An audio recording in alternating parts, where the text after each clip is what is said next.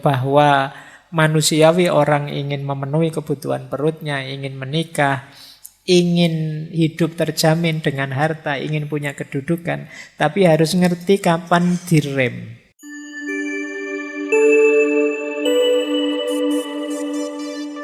Menarik saya ambil dari Ihya, tanda-tanda jiwa kita masih kotor.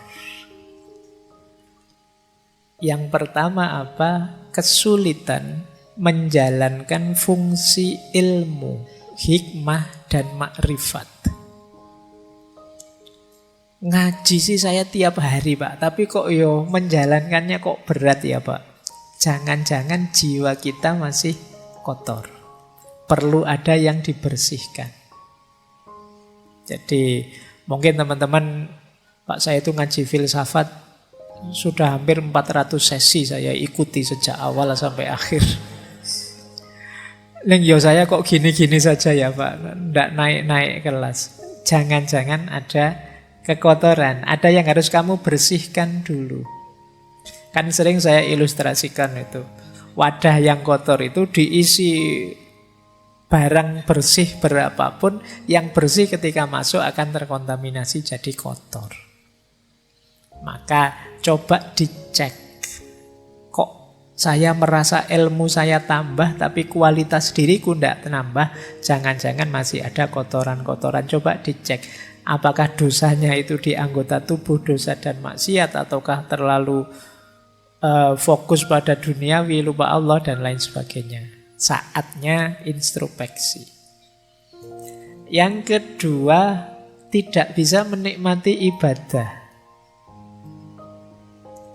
Jadi sholat sih, puasa sih, zakat sih, tapi rasanya beban. Ini berarti belum bisa menikmati. Baru nongkrong sebentar, sudah adzan isya. Kok cepet. Nah itu rasanya beban. Krungu adzan ini rasanya aduh. Akhirnya kan kamu cepet-cepet pingin sholat biar bebas tugas.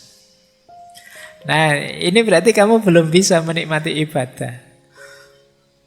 Para penceramah itu mungkin sebentar lagi akan banyak yang isinya man fariha bidukhuli Ramadan. Barang siapa yang gembira dengan datangnya Ramadan, dia bisa bebas dari api neraka. Terus kamu pura-pura gembira padahal kamu gerundel. Besok tidak bisa makan siang-siang ini. Wah berat sekali nanti kuliahku. Asam lambungku bagaimana? Terus pokoknya kamu khawatirnya banyak, tidak ada gembira-gembiranya. Ibadah kok rasanya berat. Coba dicek, jangan-jangan ada sisi-sisi kotor yang harus dibersihkan. Entah di sisi yang mana dalam diri kita. Teman-teman lebih tahu lah. Tidak usah cerita-cerita ke saya juga, nanti malu. Coba dimuhasabai sendiri. Saya ada kekurangan di mana, ada kekotoran di mana. Kok ibadahku berat rasanya. Rasanya masih beban. Kemudian ada lagi yang ketiga, asik malahan sibuk dengan hal-hal yang tidak berarti, tidak ada maknanya. Nah, coba dihitung. Dalam sehari kesibukan kita yang memang urgent, penting, bermakna, bermanfaat berapa persen? Kok lebih 50% aktivitas kita ternyata aktivitas yang sia-sia, tidak ada gunanya, tidak ada manfaatnya. Jangan-jangan ada banyak kekotoran dalam diri kita. Aku loh Pak, kok asiknya malah main HP, itu pun tidak jelas, cuma scrolling aja sejak tadi. Nah jangan-jangan ada yang kotor dalam diri kita. Beribadah tidak asik, tapi melakukan hal-hal yang tidak ada maknanya asik. Saya itu Pak, kalau ngobrol sambil ngerokok nongkrong itu tidak terasa berjam-jam loh Pak. Asik saja. Tapi kalau sholat mau pikir sebentar saja kok rasanya berat. Subhanallah 33 kali itu rasanya kayak 3 kali. Cowopet subhanallah sudah 33. Tidak dinikmati sama sekali. Coba dicek, jangan-jangan ada kekotoran. Nah ini juga ada sesuatu yang kita cintai sangat dalam, melebihi cinta kita pada Allah. Jangan-jangan masih ada kekotoran dalam diri kita. Kan biasa sebenarnya tiap orang itu punya ambisi, punya keinginan, punya cita-cita. Tapi rumusnya seperti saya bilang tadi, finalnya tetap harus Allah.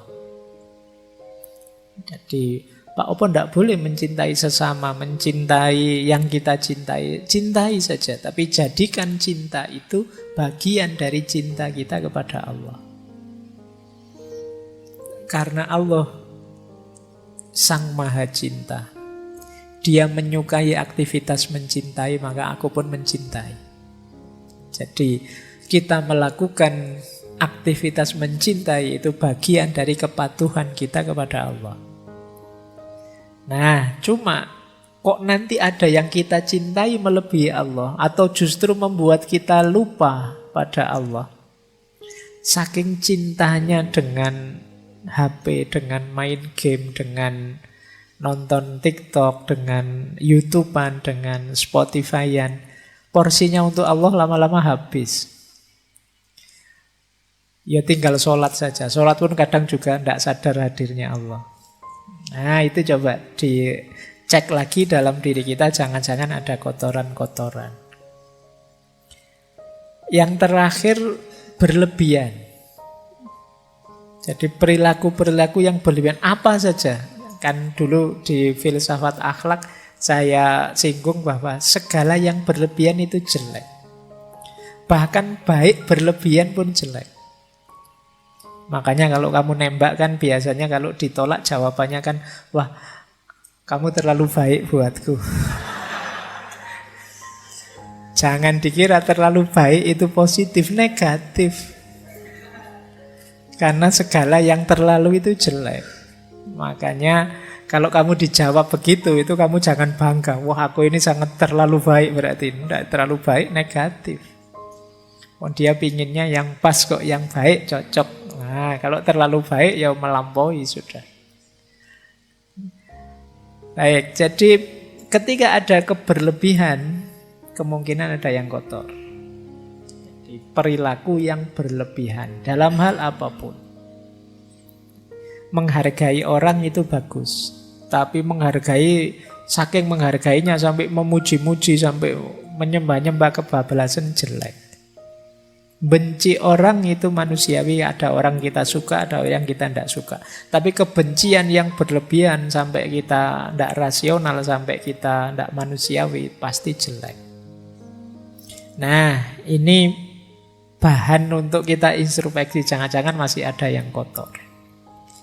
Jadi di antara tanda-tanda kotornya jiwa itu kita sulit menjalankan hikmah ilmu yang kita miliki.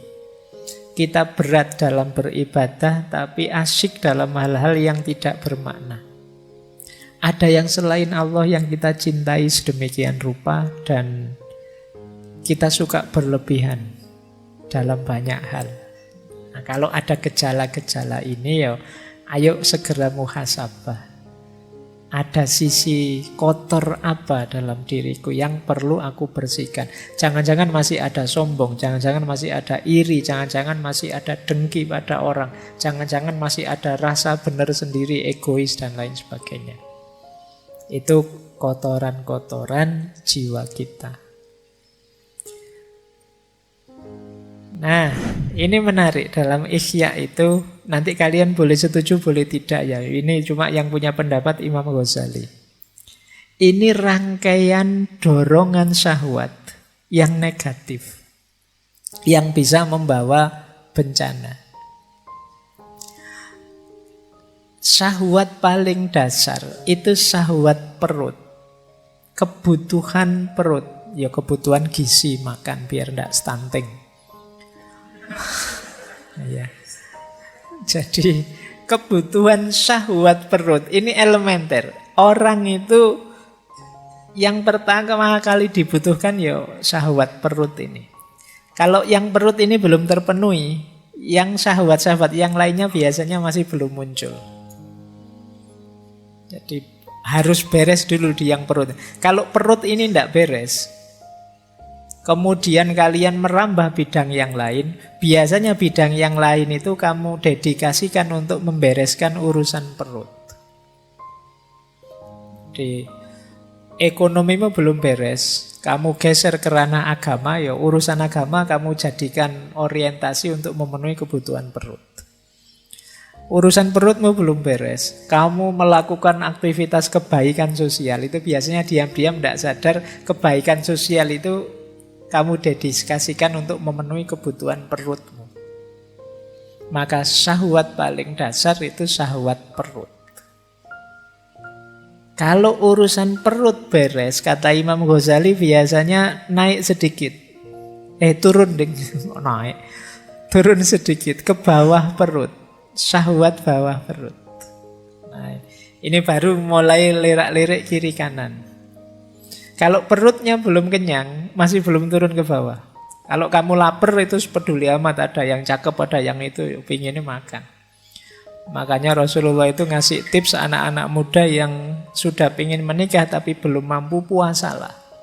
Karena kalau perut itu kosong, perut itu lapar, kamu sudah melihat yang cantik-cantik, yang ganteng-ganteng itu sudah nggak nafsu. Pokoknya mikirnya kapan beduk maghrib datang. Nah, tapi kalau perut beres baru mulai sudah nafsunya naik. Jadi nafsu bawah perutnya bangkit.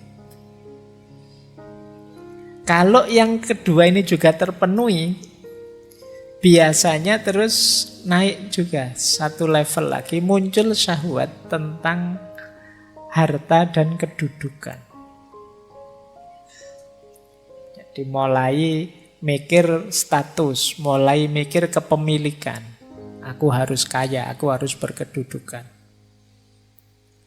Kalau kemudian terpenuhi syahwat kedudukan dan harta ini, muncul penyakit lanjutannya, riya, sombong, pamer.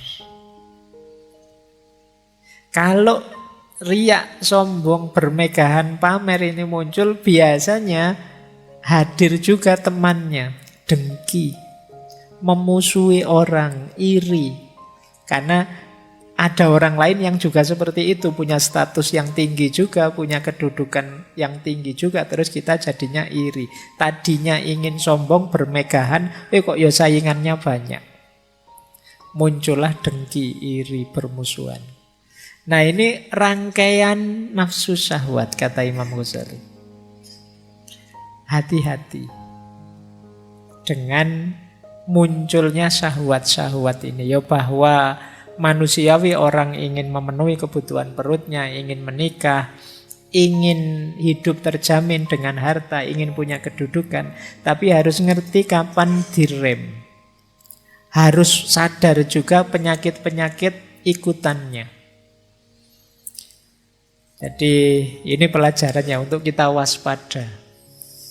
Nah, biar tidak terlalu ditelan oleh rangkaian syahwat ini, berarti puasa bisa jadi solusi.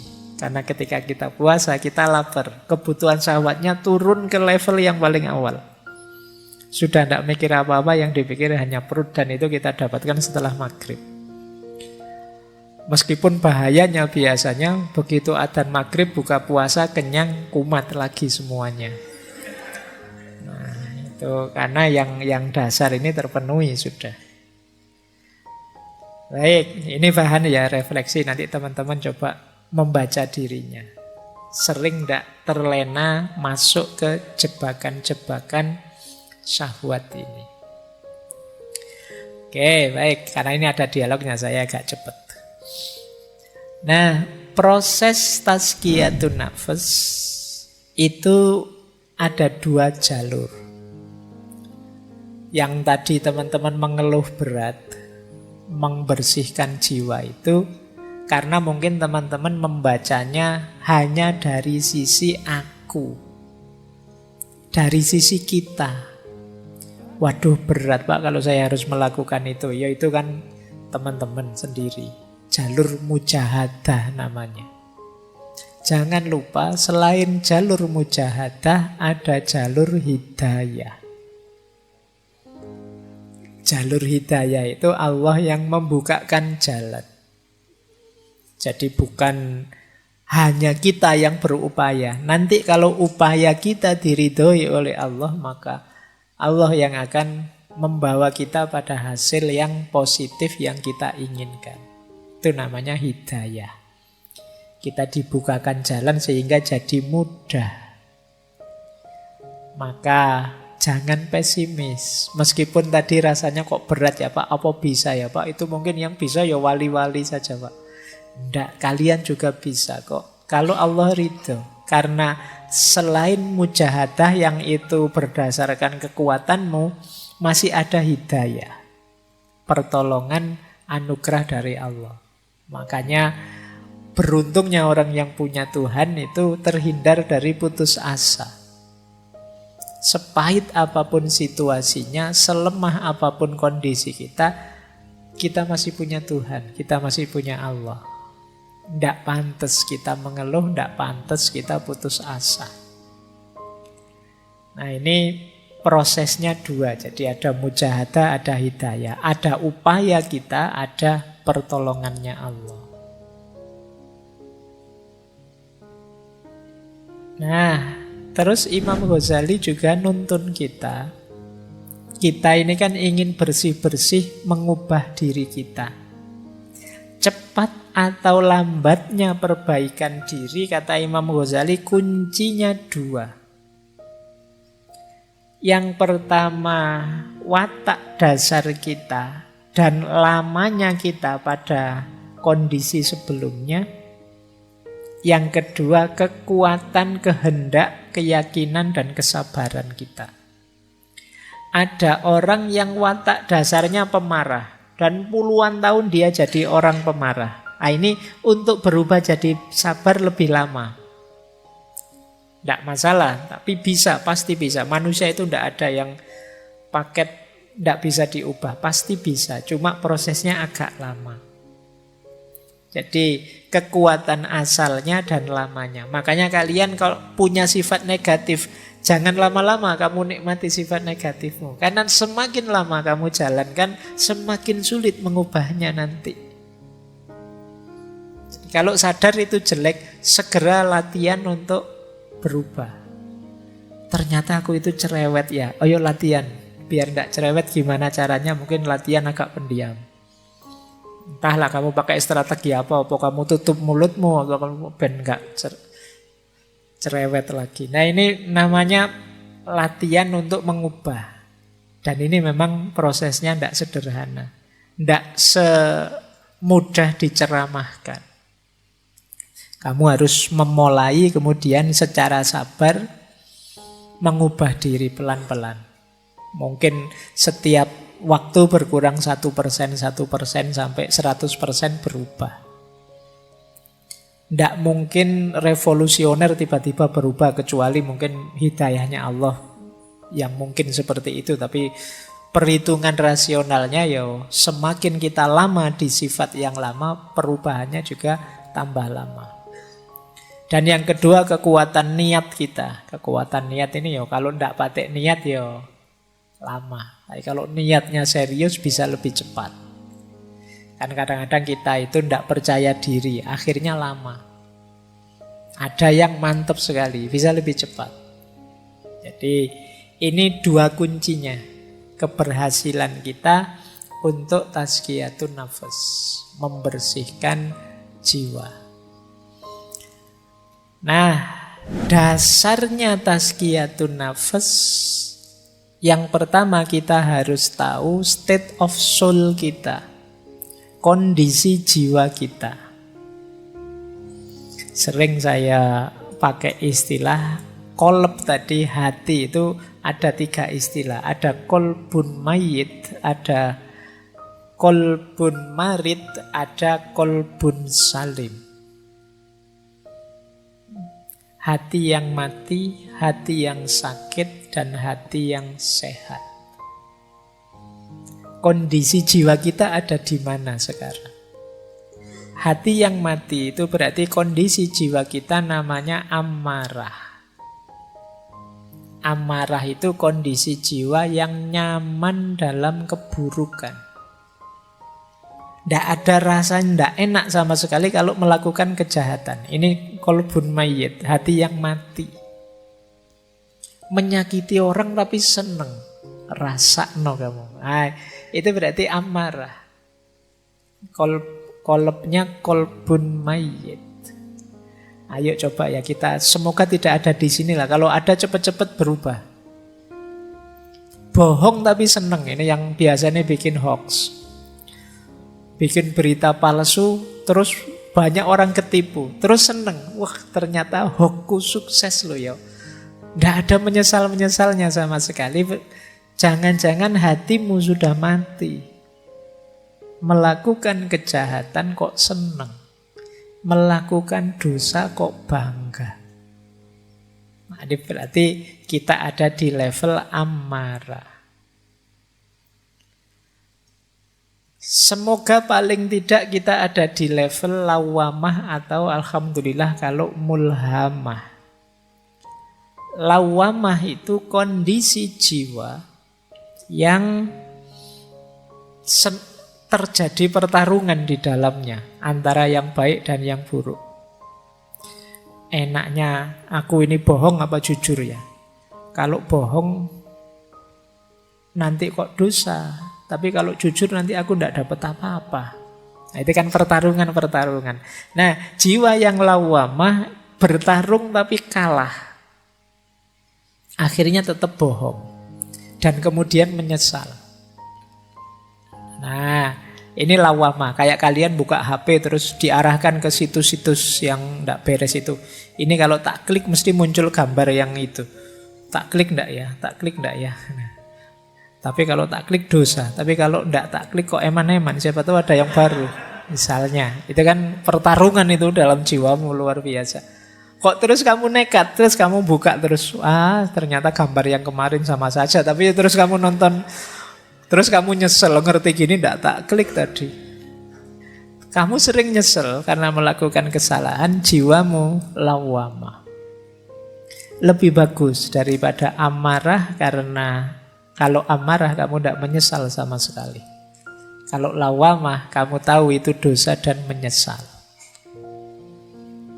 Alhamdulillah kalau sudah mulhamah. Mulhamah itu ya satu akar kata dari alhama yulhimu ilhaman.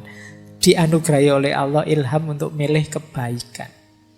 Pertarungan ya, terjadi pertarungan. Milih yang benar apa yang salah dan kamu milih yang benar. Ini berarti kondisi jiwa yang mulhamah. Lebih positif.